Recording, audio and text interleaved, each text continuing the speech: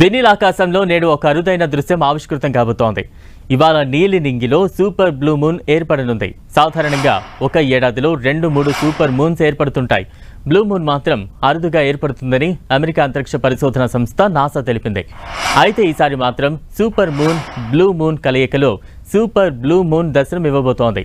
పౌర్ణమి గడియల్లో చందమామ 90% భూమికి దగ్గరగా వచ్చిన సూపర్ మూన్ ఆవిష్కృతమవుతుంది. దాంతో సాధారణంగా పౌర్ణమి రోజుల కంటే సూపర్ మూన్ సమయంలో చంద్రుడు మరింత ప్రకాశవంతంగా ఉండటంతో పాటు భారీ పరిమాణంలో కనిపిస్తాడు.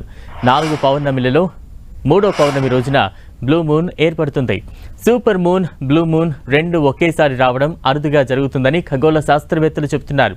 ఈ సూపర్ బ్లూ మూన్ అనేది భారతీయులకు ఎంతో ముఖ్యమైన రాఖీ పండుగ రోజున రావడం మరింత ప్రాధాన్యత సంతరించుకుంది.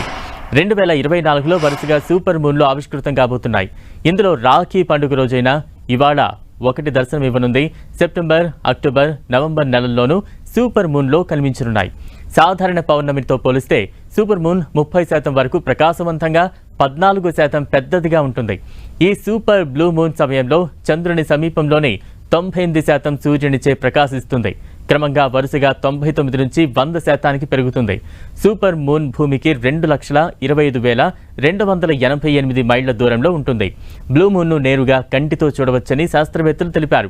డిజిటల్ కెమెరాలు, స్మార్ట్ ఫోన్లలో ప్రత్యేక మూన్ మోడ్ ఉపయోగించి బ్లూ మూన్ దృశ్యాలు క్యాప్చర్ చేయొచ్చు.